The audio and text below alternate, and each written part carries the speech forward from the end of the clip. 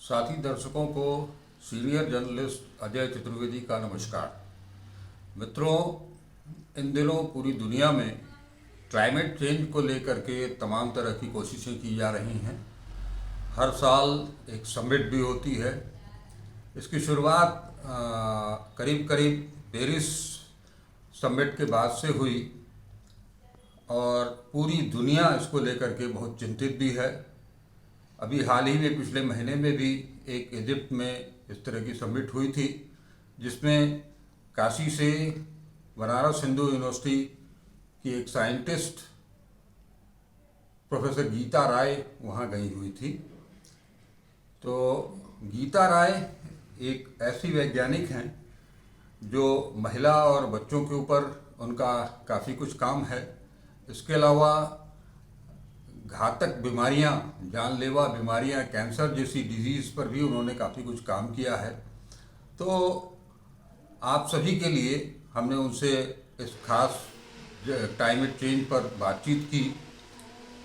उन्होंने जो बताया उसके अनुसार डेवलपमेंट कंट्रीज़ की ओर से काफ़ी कुछ प्रयास किया जा रहा है, लेकिन जितना प्रयास इन विकासशील देशों की तरफ से हो रहा है उसकी तुलना में विकसित देशों में वो प्रगति नहीं है, जिसके चलते जो परिणाम दिखने चाहिए वो नहीं दिख रहे हैं।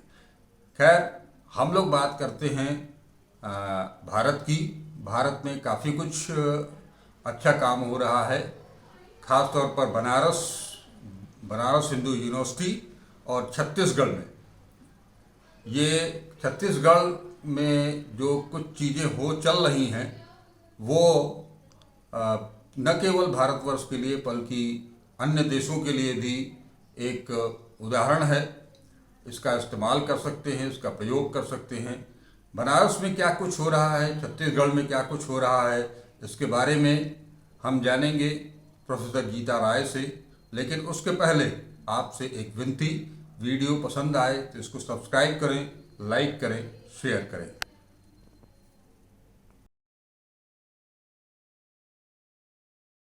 मैं आपको जो भारत के प्रयास हैं इस एरिया में मैं उनसे आपको अवगत करा देती हूँ। तो ये माना जाता है कि जो भारत का जो हेल्थ केयर सेक्टर है वो पूरे ग्लोबल कार्बन एमिशन का 4% कंट्रीब्यूट करता है, जो कि काफ़ी अच्छा जी। सिग्निफिकेंट फिगर है। और आपको जान करके ये आश्चर्य होगा कि जो हॉस्पिटल्स हैं वो काफ़ी एनर्जी इंटेंसिटी बिल्डिंग्स माने जाते हैं, और उनका जो कार्बन विसर्जन है वो अगर कंपेयर करें किसी कमर्शियल बिल्डिंग से तो 2.5 टाइम्स ज़्यादा है। तो इसको देख करके ये माना जा सकता है कि जो हेल्थ केयर का जो कंट्रीब्यूशन है कार्बन एमिशन में वो काफ़ी सिग्निफिकेंट है। तो हम किस तरह से इसको कम करने के लिए भारत प्रयास कर रहा है, या इस क्षेत्र में क्या टेक्नोलॉजी को कन्वर्ट या चेंज करने की ज़रूरत है, तो वो ध्यान देने की बात है। जैसे कि फॉर एग्जांपल हमारे यहाँ जो मशीन्स हैं, मेडिकल डिवाइसेस हैं, उन डिवाइसेस के बनने में, मैन्युफैक्चर में और उनके यूसेज में काफ़ी एनर्जी खर्च होती है। तो जो प्रयास चल रहे हैं उनको इको फ्रेंडली डिवाइसेस बनाने के लिए या इकोनॉमिक डिवाइसेस जो कि एनवायरमेंटली सूटेबल हो, सस्टेनेबल हो और उनका एमिशन भी कम होता है, वो डिवाइसेस बनाने की कोशिशें चल रही हैं। दूसरा चीज़ जो मुझे काफ़ी इंटरेस्टिंग लगता है कि जैसे कि हमारा जो मटेरियल एक्सट्रैक्शन और उसको ट्रांसपोर्ट करना और उसको डिलीवर करना, जहाँ पर भी ये जो पूरा प्रोसेस है ना, ये सबसे महत्वपूर्ण प्रोसेस है जो कंट्रीब्यूट करता है कार्बन एमिशन में। कहते हैं कि इससे 40 to 45% कार्बन एमिशन में कंट्रीब्यूशन होता है इस पूरे प्रोसेस से।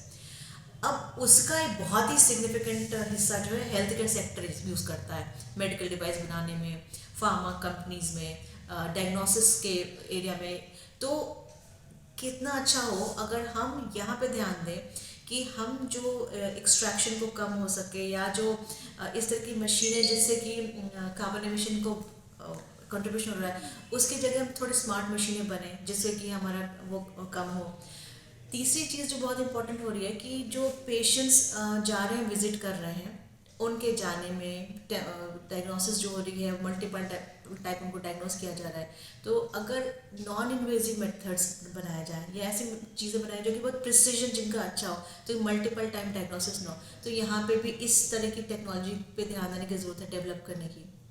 फर्दर अभी तो ये जो एरा है इस समय तो ये हो रहा है कि अगर आर्टिफिशियल इंटेलिजेंस बेस्ड प्रयोग या डिवाइसेस बनाए जाएं जिससे कि पर्सनल इंट्रैक्शंस कम हो, जो दूर दराज के जो पेशेंट हैं उनको हॉस्पिटल सेटिंग में जाने की ज़रूरत ना पड़े, पर इसके बावजूद भी उनको प्रिसाइज डायग्नोसिस मिल जाए, तो ये कैसे संभव है? तो इसके लिए टेली डायग्नोसिस जैसे प्रोग्राम्स रन कर रही है भारत सरकार। मैं खुद एक टाइफेक न्यू दिल्ली द्वारा कोऑर्डिनेटेड एक प्रोग्राम की मैं लोकल कोऑर्डिनेटर हूँ बनारस में। बनारस के क्षेत्र से 20,000 ग्रामीण क्षेत्रों से स्पेशली विमेन और चिल्ड्रन का डेटा जो है कलेक्ट किया जा रहा है। तो ये जो क्या एरिया होगा बनारस में? बनारस के सभी गांव उसमें सम्मिलित हैं। तो हमारे यहाँ 20,000 का कलेक्शन करना है। तो जो हमारी जो टीम है वो जाती है, रोज़ एक गांव पहुँचेगी और वहाँ पे कैंप लगता है और वहाँ पे एक डिवाइसेस दी गई हैं। ये पायलट प्रोग्राम रन कर रही है सरकार अभी, और ये सक्सेसफुल होने पर इसको देश भर में इम्प्लीमेंट किया जाएगा।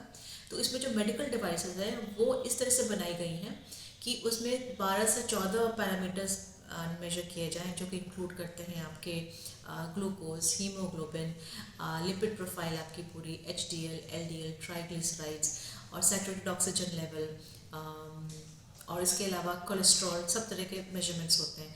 इसके अलावा ये जो प्रोग्राम है उसमें आपका ECG या प्रेग्नेंट वुमेन का foetal heart rate measurement, BP measurement, ये सब एक हो रहा है। और ये गांव में उनके अपने घर की सेटिंग में हो रहा है। और ये जो मशीन है ये डेटा कलेक्ट करके, और जो ग्रामीण व्यक्ति है, जो माताएं बहनें हैं या बच्चे हैं या जो मेल पुरुष हैं वहाँ के, उनका आधार कार्ड से जोड़ा जा रहा है इस पूरे उनके डेटा को। और इसमें प्रिंट आउट वगैरह निकलने की कोई ज़रूरत नहीं है, जो अगेन कार्बन फुटप्रिंट को इम्प्रूव करने में मदद कर रहा है। और ये सारा डेटा जनरेट हो रहा है वो क्लाउड में जा रहा है। और जो मोहाली में एक संस्थान है CDAC करके, वो इस पे कोऑर्डिनेट कर रही है कि वो सारे डेटा को अपने यहाँ क्लाउड पे इकट्ठा कर ले, और वे वहाँ से फिर ये डेटा किसी भी क्लिनिशियन को, दूरस्थ बैठे देश के किसी भी कोने के क्लिनिशियन को उपलब्ध हो जाएगा। तो उसके पास उस व्यक्ति की सारी मेडिकल हिस्ट्री मिल जाएगी जो कि नोट की जा रही है, सारे जो उनकी अपनी डायग्नोसिस रिपोर्ट मिल जाएगी। वो फिर बिना विजिट किए आपको दवाई बता सकते हैं। तो यह प्रयोग जो है भारत में अगर हो जाए, जितनी हमारी इतनी भारी जनसंख्या है और उसमें भी हम ग्रामीण परिवेशों से हॉस्पिटल पहुंचने में इतनी मुश्किलें होती हैं, लेकिन अगर क्लाइमेट के साथ देखें तो अगर ये पहुंचना भी शुरू करें तो जिस तरह से ये ग्रीन हाउस गैसेज में कंट्रीब्यूट करेंगे विसर्जन में या कार्बन एमिशन बढ़ाने में, उसमें कितनी कमी होगी। तो ये प्रयास भारत सरकार का बहुत सराहनीय है, और अगर ये वो हो जाता है, एस्टैब्लिश हो जाता है, तो हमें लगता है कि ये आगे भी बहुत अच्छा। इसका फीडबैक आप लोगों को कैसा लगा? क्योंकि आप लोग रूरल एरियाज में जा कर के वो भी वुमेंस को या एल्डरली पीपल जो हैं वो कोऑपरेट करते हैं आपके साथ उसी तरह? बहुत अच्छे से कोऑपरेट करते हैं। हमें तो बहुत ही अच्छा रिस्पांस मिला है। इनफैक्ट प्रतिदिन लगभग 90 से 100 पेशेंट्स को हम वहाँ पे डेटा कलेक्ट कर पा रहे हैं, और जिस दिन हम करते हैं उससे उसी दिन अगले गांव की भी बात हो जाती है कि यहाँ पे करना है। तो काफ़ी उत्साह है लोगों में। और इससे अभी तो ये चूँकि फ्री में हो रहा है सब कुछ, इसमें कोई पैसा नहीं लगना है किसी का, और पायलट प्रोग्राम रन हो रहा है, तो बहुत उत्साह है। सभी करना चाहते हैं कि इसी बहाने हमारा हेल्थ रिकॉर्ड चेक हो जाए। जी। और जो मैं प्रयासों के बारे में बात कर रही थी, तो उसमें मैं एक चीज़ और आपको जोड़ना चाहूँगी कि जैसे क्लाइमेट चेंज का असर प्रेग्नेंट वुमेन पे या जो पेट में जो बच्चा पल रहा है उसके ऊपर भी बहुत पाया गया है, स्टडीज़ ने शो किया है। तो मैल न्यूट्रिशन और लो बर्थ वेट, जन्म के समय उनका वेट वजन बहुत कम रहता है, इस तरह की चीज़ें देखने को मिली हैं क्लाइमेट इम्पैक्ट की वजह से। तो वो बच्चा जो कि लो बर्थ वेट के साथ पैदा होता है, वो निश्चित तौर पे जब वो ग्रो करता है तो उसकी हेल्थ जो क्वालिटी होती है वो उतनी अच्छी नहीं रहती है। तो वो बड़ा होकर के कमज़ोर मतलब इंडिविजुअल की तरह बन सकता है। और कई बार लो बर्थ वेट जो बच्चे होते हैं उनकी जो लाइफ एक्सपेक्टेंसी है फर्स्ट मंथ में ही हो सकता है, कई बार सर्वाइव नहीं करते हैं क्योंकि उनके इन्फेक्शन रेट्स वगैरह बहुत होते हैं। मैं इस तरह के रिसर्च से पिछले 15-20 सालों से जुड़ी हुई हूँ। हमारा लैब जो है इस पे भी रिसर्च करता है, जो लो बर्थ वेट बच्चे पैदा होते हैं। तो जो टेक्नोलॉजी की यहाँ ज़रूरत है, जो सस्टेनेबल भी होगी और हमारे क्लाइमेट इम्पैक्ट को इग्नोर करके उनसे बचाव भी कर सकेगी, वहाँ पे ये है कि जो विमेन हैं उनको अगर ऐसे सप्लीमेंटेशंस, हमारे लैब ने फॉर्मुलेशंस भी तैयार किए हैं जो कि जो बच्चे जो लो बर्थ वेट वाले पैदा होते हैं वो अपना उनका जो प्रतिरक्षण प्रणाली है बहुत वीक होती है, जिसकी वजह से महीने के 2 वीक 3 वीक के बाद उनकी मृत्यु दर देखने को मिलती है, बहुत हाई हो जाती है। ये तो रिपोर्टेड भी है कि India is home to 40% of low birth weight babies, newborns. तो वो सप्लीमेंटेशंस की हमारे भी प्रयास चल रहे हैं कि उनको हम क्लिनिकल ट्रायल्स वगैरह करा करके उनको अगर दिया जाए तो उनकी हेल्थ बेनिफिट हो सके, इम्प्रूवमेंट हो सके। तो एक प्रयास हमारे अपने कोर ग्रुप से भी चल रहा है। Thank you. तो मैं आपको यहाँ एक बताना चाहूँगी कि जो पिछली बार COP26 की मीटिंग में हमारे माननीय प्रधानमंत्री जी मोदी जी जब गए थे तो उन्होंने एक कॉन्सेप्ट दिया था लाइफ, जिसका कि मतलब होता है कि लाइफस्टाइल फॉर एनवायरनमेंट। तो भारत में इसका प्रयोग जो मुझे लगता है सबसे बढ़िया तरीके से हो सकता है। मैं आपको कुछ एग्जांपल्स दूंगी, जैसे कि हेल्थ केयर में या क्लिनिकल सेटिंग में अब ऐसे ऐसे प्रयोग चल रहे हैं जिसमें कि ऑटोइम्यून डिजीजेस के पेशेंट को दवाई दी जा रही है और उनको 2 वर्ग में बांट करके एक को साथ में योग के आसन करने को बोला जा रहा है और दूसरे ग्रुप को नहीं बोला जा रहा है।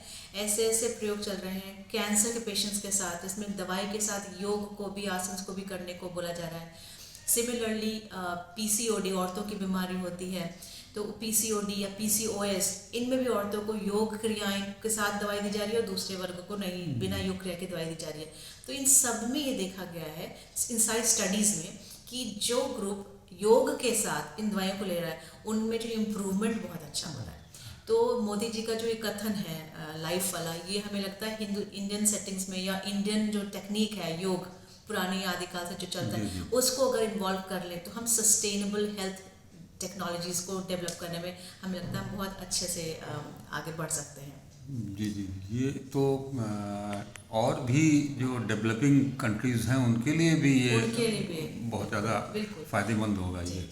और सबसे बड़ी चीज़ जो अभी आप बता रही थी कि वो जो हेल्थ सेक्टर में जो ग्रीन कार्बन गैसेस हैं वो उन पर भी कंट्रोल काफ़ी कुछ किया जा सकता है। जी बिल्कुल किया जा सकता है। अभी तो वो तो बिल्कुल ही कर सकते हैं। मैं एक चीज़ और आपको बताना चाहूँगी, क्रेडा करके एक संस्थान है जो छत्तीसगढ़ की रिन्यूएबल एनर्जी डेवलपमेंट एजेंसी है। उसने अभी वहाँ के स्टेट डिपार्टमेंट के साथ मिल करके ये एक बहुत अच्छा अनूठा प्रयास किया है, जो को हमें लगता है कि हम इंडिया एक मॉडल की तरह से, दुनिया के सारे देश इंडिया की तरफ एज अ मॉडल देख सकते हैं। उसने लगभग 900 हेल्थ सेंटर्स की जो एनर्जी सोर्सेज को चेंज किया है और उसको रिन्यूएबल सोलर पैनल्स का काम उसने किया है। तो इससे जो है बहुत ही सिग्निफिकेंट, मतलब 70 से 80% तक की जो कार्बन एमिशंस में कमी हुई है।